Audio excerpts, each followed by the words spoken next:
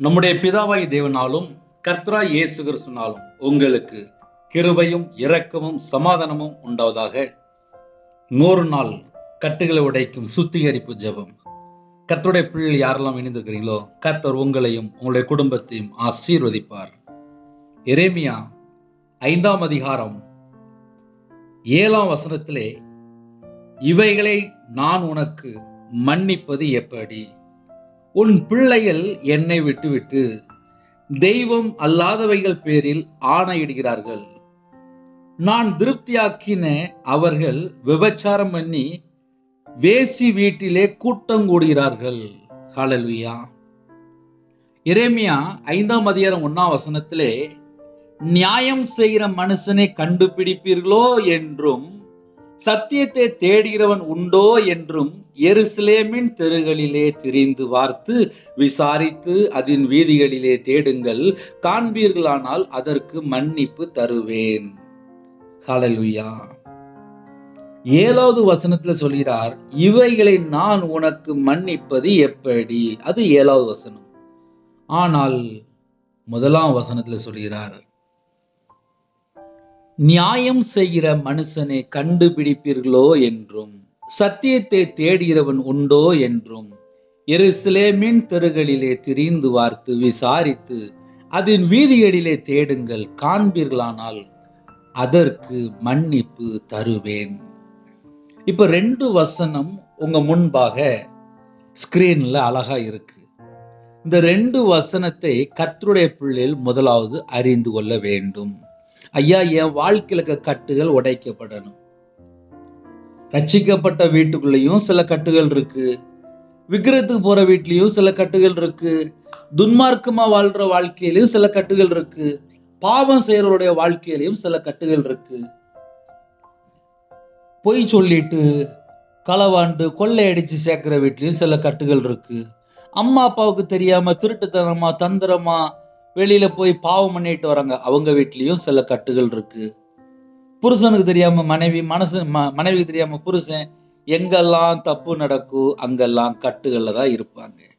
முதல்ல கட்டுகள் அப்படின்னா, தேவனை விட்டு ஒரு மனுஷன் தள்ளி போய் என்ன பாவம் செய்யறானோ அந்த கட்டுல அவன் கட்டப்பட்ட நிலைமையில இருப்பான். ஐயா, அதுல இருந்து நாங்க வெளியில வரணும். ஒரு 2 நிமிஷம் நான் ஜெபம் பண்றேன், விவரமும் சொல்லல ஒன்னும் சொல்லல. 2 நிமிஷம் ஜெபம் பண்ண உடனே எங்களோட வாழ்க்கையில கட்டுகள் உடைஞ்சிட்டா அப்படின்னு சொல்லி நம்ம ஒரு கேள்வி கேட்டால், இவங்க மனம் திரும்பாத பட்சத்திலே பாவ மன்னிப்பு அறிக்கை செய்யாமல் இல்ல பாவ மன்னிப்பு அறிக்கை செய்து விட்டு விடாமல் இருக்கும்போது எப்படி கட்டுகள் உடைக்கப்படும்? ஏன்னா இந்த கடைசி காலத்துல கள்ள ஓநாய்கள் துணிகரமாக இஷ்டம் போல போதிக்கிறாங்க. அவங்க பேரே கள்ள ஓநாய்கள். அந்தி கிறிஸ்து வேலை பார்க்கறாங்க, கள்ள தீர்க்க தரிசனம், வஞ்சிக்கிற ஆவிகள், அற்புதம் செய்கிற ஆவிகள் அநேக ஜனங்களை வஞ்சித்து கொண்டிருக்கிறாங்க. ஐயா, கட்டுகள் ஏன் உடைக்க முடியல? அவங்க மனம் திரும்பல. தேவனிடத்திலிருந்து பாவ மன்னிப்பை பெற்றுக்கொண்டால் மட்டும்தான் கட்டுகளை உடைக்க முடியும். ஒரு குடும்பம் ரட்சிக்கப்படணும், பாவத்திலிருந்து மனம் திரும்பி பாவ மன்னிப்பை பெற்றுக்கொள்ளணும். இதுதான் பைபிளோட ரெக்கார்டு. இந்த கடைசி காலத்துல கள்ள ஓநாய்கள் துணிகரமா போதிக்கிறாங்க. நியாய தீர்ப்பு நாள்ல 2ஆம் மரணமாய் அக்னியும் கந்தகம் எரிகிற கடல் என்று எழுதப்பட்டிருக்கு. வாழ்ற வாழ்க்கை கர்த்தருக்காக மனம் திரும்பி தன் பாவத்தை அறிக்கை செய்து விட்டுவிட்டால் தேவனிடத்திலிருந்து இரக்கங்களை பெற்றுக்கொள்கிறோம். நியாயம் செய்கிற மனுஷனை கண்டுபிடிப்பீர்களோ என்றும்.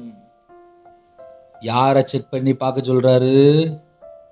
ஒரு குடும்பத்துல நியாயம் செய்யறாங்களா அத முதல்ல செக் பண்ணு அப்படிங்கிறாரு.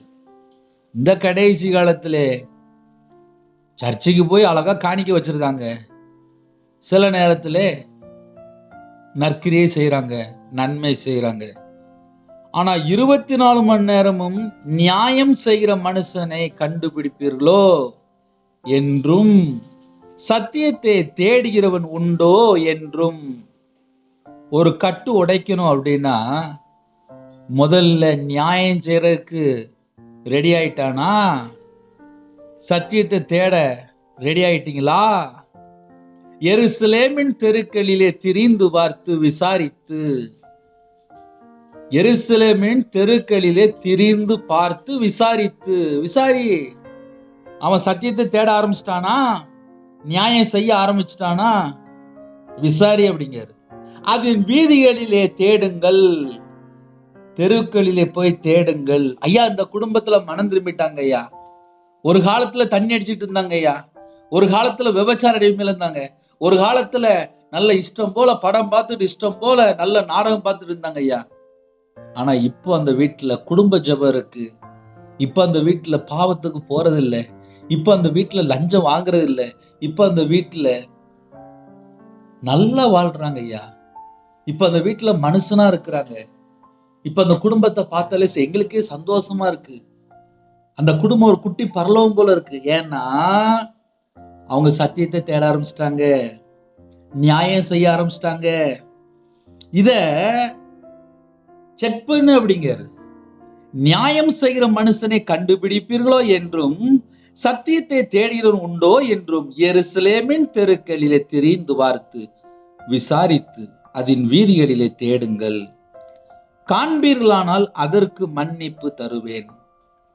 யாருக்கு மன்னிப்பு தருவேன் என்கிறார்? நம்ம கொஞ்சம் யோசித்து பார்ப்போமே. இப்போ நம்ம முதல்ல வாசித்த வசனம், 7வது வசனம், இவைகளை நான் உனக்கு மன்னிப்பது எப்படி அப்படின்னா என்ன அர்த்தம்? நியாயத்தை கை கொள்ளல, இஷ்டம் போல அலைகிறாங்க, கர்த்தரை விட்டு தள்ளி போறாங்க, நல்ல பொய் சொல்றாங்க, கர்த்தருடைய ஜீவனை கொண்டு சொல்லுகிறோம் என்றாலும் பொய்யான இடுகிறார்கள். எரேமியா 5ஆம் அதிகாரம் 1 முதல் 7 ஆகிய வசனங்களை தியானித்துக் கொண்டிருக்கிறோம். பழைய ஏற்பாடு 879வது பக்கம். உங்க வீட்டுல கையில பைபிள் இருந்தா முதல்ல கையில பைபிள் எடுங்க. ஏன்னா கடைசி காலத்துல கையில பைபிள் எடுக்கிற குடும்பம் குறைஞ்சிட்டு வருது. என் வீட்டுல கட்டு உடைக்கப்படணும் அப்படின்னா கையில பைபிள் எடுங்க. 2வது வசனம், அவர்கள் கர்த்தருடைய ஜீவனை கொண்டு சொல்லுகிறோம் என்றாலும் பொய்யான இடுகிறார்கள். நல்ல பொய் சொல்றாங்க.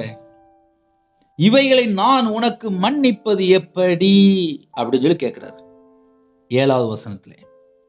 இன்னைக்கு செய்தி என்ன அப்படின்னா, இவைகளை நான் உனக்கு மன்னிப்பது எப்படி. உங்க வீட்டுல டைரி இருந்தா நீங்க எடுத்து எழுதி வைத்துக் கொள்ளலாம். இன்னைக்கு தலைப்பு, இவைகளை நான் உனக்கு மன்னிப்பது எப்படி. ஏன்னா இப்ப இந்த கடைசி காலத்துல என் பாவத்தை மன்னிங்கப்பா, என் பாவத்தை மன்னிங்கப்பா, என் பாவத்தை மன்னிங்கப்பான்னு சொல்லி நம்ம வாயத்தை சொல்றோம். ஆனால் பொய்யான இடுகிறார்கள். கர்த்தருடைய ஜீவனை கொண்டு சொல்லுகிறோம் என்றாலும் பொய்யான இடுகிறார்கள். 3வது வசனம், கர்த்தாவே உம்முடைய கண்கள் சத்தியத்தை அல்லவோ நோக்குகின்றன. அவர்களை அடிக்கிறீர், ஆனாலும் அவர்களுக்கு நோகாது. அவர்களை நிர்மூலமாக்கிறீர், ஆனாலும் புத்தியை ஏற்றுக்கொள்ள மாட்டோம் என்கிறார்கள். தங்கள் முகங்களை கண்மலை பார்க்கிலும் கெட்டியாக்கி திரும்ப மாட்டோம் என்கிறார்கள். அப்பொழுது நான், இவர்கள் நீசராமே, இவர்கள் மதியற்றவர்கள், கர்த்தருடைய வழியையும் தங்கள் தேவனுடைய நியாயத்தையும் அறியாதிருக்கிறார்கள் என்றும், நான் பெரியோர்களிடத்திலே போய் அவர்களோட பேசுவேன், அவர்கள் கர்த்தருடைய வழியையும் தங்கள் தேவனுடைய நியாயத்தையும் அறிவார்கள் என்றும் சொன்னேன். அவர்களோ ஏகமாய் நுகத்தடியை முறித்து கட்டுகளை அறுத்து போட்டார்கள்.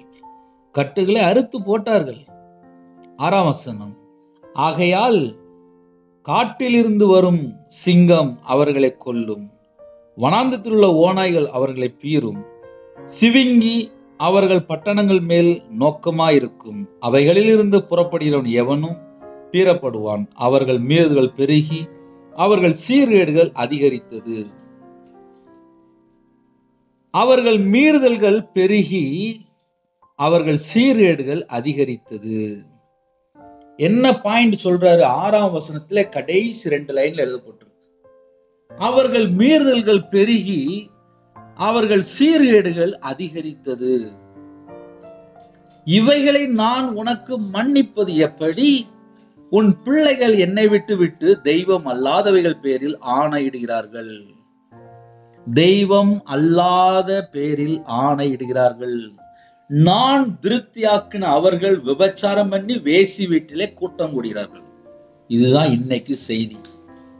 சரி, 1வது வசனத்துல இருந்து 7ஆம் வசனம் வரையும் நம்ம தியானிச்சுட்டு இருக்கோம். இன்னும் அப்படியே அந்த அதிகாரம் ஃபுல்லா போயிட்டு இருக்கும். நம்ம சில வசனங்களை தியானித்து கொண்டிருக்கிறோம். இப்ப இன்னைக்கு செய்தி என்ன அப்படின்னா, 1ஆம் வசனத்துல அழகா நமக்கு ஒரு கீவேர்டு மாதிரி க்ளூ கொடுத்துட்டாரு. ஒரு கட்டை எப்படி உடைக்க முடியும், ஒரு குடும்பத்துடைய பிரச்சனை எப்ப மாறும், ஒரு வீட்டில் உள்ள தடைகள் எப்ப விலகும், எல்லாமே எரேமியா 5ஆம் அதிகாரம் 1ஆம் வசனத்துல தெளிவா எழுதப்பட்டிருக்கு. நியாயம் செய்கிற மனுஷனை கண்டுபிடிப்பீர்களோ என்றும் முதல்ல செக் பண்ண சொல்றாரு. ஒரு குடும்பத்துல நியாயம் செய்யறாங்களா, அநியாயம் செய்யறாங்களா? நியாயம் செய்தால் அந்த குடும்பத்துல கட்டுகள் உடைக்கப்படும். சத்தியத்தை தேடுகிறோனோ உண்டோ என்றும். ஒரு மனுஷன் நியாயம் செய்யணும் ஆரம்பிச்சாச்சு அப்படின்னாலே சத்தியத்துக்குள்ள நடக்க ஆரம்பிச்சிருவாங்க. எருசலேம் தெருக்களிலே தெரிந்து பார்த்து விசாரித்து அதன் வீதிகளிலே தேடுங்கள். தேடு. யாராவது மனம் திரும்புறாங்களா, சத்தியத்தை தேடுறாங்களா, நியாயம் செய்யறாங்களா? தேடுப்பா, நீ தேடு. எருசலேம் தெருக்களிலே திரிந்து பார்த்து விசாரித்து அதன் வீதிகளிலே தேடுங்கள். அதன் வீதிகளிலே தேடுங்கள். தெரு தெருவா போய் தேடு. அவன் மனம் திரும்புறானா? தேடு. இந்த செய்தி உங்க வீட்டுக்குள்ள வருதா? நீங்க மனம் திரும்புறீங்களா? நியாயம் செய்யறீங்களா? சத்தியத்தை தேடுறீங்களா? இந்த செய்தி உங்களுக்குள்ள வரும்போது குத்தப்படுதா? மனம் திரும்புறக்கு ஆயத்தமா இருக்கிறீங்களா? காண்பீர்களானால் அதற்கு மன்னிப்பு தருவேன். காண்பீர்களானால், ஆமாப்பா நான் நியாயம் தான் செஞ்சுட்டு இருக்கேன், நான் அநியாயம் செய்யல, நான் யாருக்கும் துரோகம் பண்ணலப்பா, நான் உண்மையாதான்ப்பா வாழ்றேன், நான் யாருக்கும் அநியாயம் பண்ணல, நான் யாரையும் எந்த சேட்டையும் பண்ணல, நான் யாரையும் கெடுக்கலப்பா, நான் உண்மையாதான்ப்பா வாழ்றேன், நான் நல்ல பிள்ளையாதான்ப்பா இருக்கேன் அப்படின்னா மன்னிப்பு தருவேன். சத்தியத்தை தேடி உண்டோ? கையில பைபிள் எடுத்து வாசித்து அந்த வசனத்தின்படி வாழ்க்கை இருக்குமானால் மன்னிப்பு தருவேன். சத்தியத்தை அறிவீர்கள், சத்தியம் உங்களை விடுதலையாக்கும். அப்ப இன்னைக்கு செய்தி என்ன? இவைகளை நான் உனக்கு மன்னிப்பது எப்படி அப்படின்னா என்ன அர்த்தம் அப்படின்னா, கடைசி காலத்துல ஜனங்கள் என்ன செய்றாங்க அப்படின்னா, கர்த்தருடைய ஜீவனை கொண்டு சொல்கிறோம் என்றாலும் பொய்யான இடுகிறார்கள். 2ஆம் வசனம். அதனால இந்த இரவு நேரத்திலே செய்தி என்ன அப்படின்னா, உன் பிள்ளைகள் என்னை விட்டு விட்டு தெய்வம் அல்லாதவைகள் பேரில் ஆணையிடுகிறார்கள். நான் திருப்தியாக்கின அவர்கள் விபச்சாரம் பண்ணி வேசி வீட்டிலே கூட்டம் கூடுகிறார்கள். வீட்டை விட்டு வெளியில போய் வேசி வீட்டிலே கூட்டம் கூடுகிறார்கள் அப்படின்னு சொல்லி போட்டிருக்கு. 8, 9 ஆகிய வசனங்களே அதுக்குள்ள பதில் எழுதப்பட்டிருக்கு. அவர்கள் கொழுத்து குதிரைகளைப் போல் காலமே எழும்பி அவனவன் தன் தன் அயலானுடைய பெண்ஜாதின் பின்னாலே கனைக்கிறான். இவைகளை விசாரியாதிருப்பேனோ? இப்படிப்பட்ட ஜாதிக்கு என் ஆத்துமா நீதியை சரிகட்டாமல் இருக்குமோ என்று கர்த்தர் சொல்கிறார். 9 வரிய வாசிச்சிருக்கேன். ஐயா, இன்னைக்கு எங்க வாழ்க்கையில கட்டு உடையணும் அப்படின்னா உங்களுக்கு 1வது வசனம், நியாயம் செய்கிற மனுஷனை கண்டுபிடிப்பீர்களோ என்றும், சத்தியத்தை தேடினுண்டோ என்றும், எருசலேமின் தெருக்களை தெரிந்து பார்த்து விசாரித்து அதன் வீதிகளில் தேடுங்கள், காண்பீர்களானால் அதற்கு மன்னிப்பு தருவேன். ஒரு மனுஷன் மனம் திரும்பினால் மன்னிப்பான், பாவ மன்னிப்பு பெற்றுக்கொள்ள முடியும். நியாயம் செய்ய ஆரம்பிச்சாச்சு அப்படின்னா அவன் துன்மார்க்கமான காரியத்தை விட்டு வெளியில வந்துருவான். அதனால இந்த இரவு நேரத்திலே செய்தி என்ன அப்படின்னா, இவைகளை நான் உனக்கு மன்னிப்பது எப்படி? உன் பிள்ளைகள் என்னை விட்டு விட்டு அப்படின்னா என்ன அர்த்தம் அப்படின்னா, வீட்டுல பிள்ளைகள் அம்மா அப்பாவை கீழ்ப்படியாமல் கர்த்தரை விட்டு விட்டு வசனத்துக்கு கீழ்ப்படிய மாட்டாங்க, கையில பைபிள் எடுத்து வாசிக்க மாட்டாங்க. வீட்டுல அப்படி சில பிள்ளைகள்லாம் இருக்கும், வெளியே தெரியாது. இவைகளை நான் உனக்கு மன்னிப்பது எப்படி? உன் பிள்ளைகள் என்னை விட்டு விட்டு தெய்வம் அல்லாதவர்கள் பேரில் ஆணையிடுகிறார்கள். நான் ஒண்ணுமே செய்யலாமா, நான் தப்பே பண்ணலாமான்னு சொல்லிட்டு ஆணையிடுகிறார்கள். தெய்வம் அல்லாதவர்கள் பேரில் ஆணையிடுகிறார்கள். நான் திருப்தியாக்கின அவர்கள். 31 நாளும் சாப்பாடு போடுறது யாரு? 31 நாளும் வீட்டில் உள்ள எல்லாவற்றையும் கர்த்தர் தானே ஆசீர்வதிக்கிறாரு. ஆனால் இவங்க என்ன பண்றாங்க அப்படின்னா, நான் திருப்தியாக்கின அவர்கள் விபச்சாரம் பண்ணி வேசி வீட்டுல கூட்டம் கூடுகிறார்கள். இது ஒரு கம்ப்ளைண்டா சொல்றாரு. அவர்கள் மீறுதல்கள் பெருகி அவர்கள் சீர்கேடுகள் அதிகரித்தது. 6ஆம் வசனத்துல கடைசி 2 லைன். அதனால ஒரு குடும்பத்தை தேவன் மன்னிப்பார். எப்ப மன்னிப்பார் அப்படின்னா, முதலாம் வசனம், நியாயம் செய்யற மனுஷனை கண்டுபிடிக்கிறியாப்பா, அந்த குடும்பத்துக்கு நான் மன்னிப்பு தருவேன். அவங்க சத்தியத்தை தேடுறாங்களா, அந்த குடும்பத்தை நான் மன்னிக்கிறேன் அப்படிங்கிறது. நீ வேணா விசாரி அப்படிங்கிறது. அதனால இந்த இரவு நேரத்தில் செய்தி இதோட முடிஞ்சது. உங்க வீட்டுக்குள்ள நீங்க நியாயம் செய்றீங்களா, நீங்க சத்தியத்தை தேடுறீங்களா? தேடினால் கர்த்தர் மன்னிப்பு தருவார். ஹல்லேலூயா. சின்ன ஜெபம் பண்ணி முடிப்போமா? கண்களை மூடி நாம் ஜெபம் செய்வோம். அன்பின் கர்த்தாவே, நன்றியோடு துதிக்கிறோம்ப்பா. கொடுக்கப்பட்ட சத்தியத்துக்கு ஸ்தோத்திரம். தேவனுடைய வார்த்தைக்கு கீழ்ப்படிந்து மனம் திரும்பி பாவ மன்னிப்பை பெற்றுக்கொண்டு நித்திய ஜீவனுக்குள்ள வரணும்ப்பா. இந்த பூமியிலே கட்டுகளை உடைக்க கிருபையின் காலத்தை தந்திருக்கிறீங்க. கர்த்தருடைய சத்தத்துக்கு நாங்கள் செவி கொடுத்து உண்மையா வாழ்ந்து அநியாயமான காரியத்தை வெறுத்து நியாயம் செய்ய எங்களுக்கு கிருபை தாங்க. உங்களுடைய வார்த்தையின்படி உங்க பிள்ளைகளே கர்த்தர் ஆசீர்வதிங்க. எந்தெந்த பாவ கட்டுல அடிமையா இருக்கிறாங்களோ, யாரெல்லாம் மனம் திரும்ப அர்ப்பணிக்கிறாங்களோ, அந்த வீட்டுல உள்ள கட்டுகள் இயேசு கிறிஸ்து நாமத்துல உடைக்கப்படட்டும்பா. ஒரு சில குடும்பத்துல மாத்திரம் என் குடும்பத்துக்குள்ள இப்படிப்பட்ட காரியம் இருக்கு, இந்த நாளுக்குள்ள செய்தி எனக்கு தான் என்று இதயத்துல குத்தப்பட்டவர்களாக நின்று கொண்டிருக்கிறீங்க. ஒரு குடும்பத்துல கண்ணீரோடு ஜெபிக்கிறீங்க. என் வீட்டுக்குள்ள வேசித்தனம் இருக்கு, என் வீட்டுக்குள்ளே விபச்சாரம் நடக்கு, நான் கர்த்தரை விட்டு தள்ளி போய் என் குடும்பம் தெய்வம் அல்லாவின் பேர் ஆணையிட்டு கொண்டிருக்கிறாங்க. இந்த செய்தி எனக்கு தான் சொல்லி ஒரு குடும்பம் கண்ணீர் வடித்து கொண்டிருக்கிறீங்க. கர்த்தர் காண்கிறார். உங்க இருதயம் உடைக்கப்பட்டு இருக்கிறது, அதையும் கர்த்தர் காண்கிறார். தேவனுடைய சமூகத்தில் தாழ்த்தி கொண்டிருக்கிறீங்க. உங்களுடைய பாவங்களை கர்த்தர் மன்னிக்கிறார். லாது ஹாஸ் பிஹபில் ஹாரது ரதுஹ பிஹபில் ஆசித் நிஷாத்து ரவலா கபதி பெக்கேது ரிமாலா ஹதனி ஷிபி லாபாலா ஹூரபா கபதி பெக்கேது. கர்த்தருடைய சமூகத்திலே வந்த உங்களுக்கு அடைக்கலம் உண்டு, பாதுகாப்பு உண்டு. கர்த்தரே உங்களுக்கு கோட்டையும் அரணுமாய் இருப்பார். நன்றி. டைம்லோட நீங்க பொறுப்படுத்தல. உங்க நாம மட்டுமே விடட்டும். எல்லா குடும்பத்தையும் ஆசுரிங்க, எல்லா தேச ஜனங்களையும் ஆசுரிங்க. உங்க நாம மட்டுமே விடட்டும்.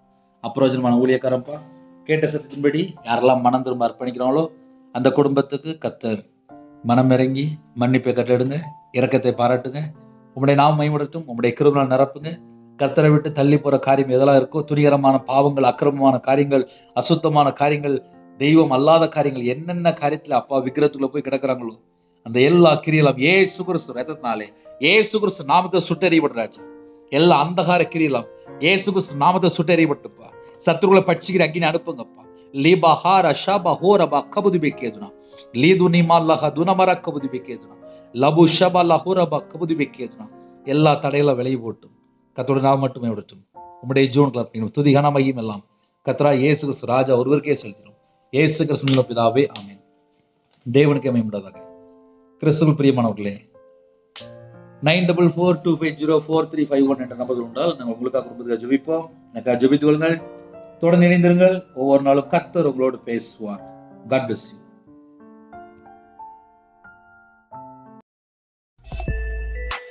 Thanks for watching. Please subscribe our channel. Click the like and share. Click the bell. God bless you.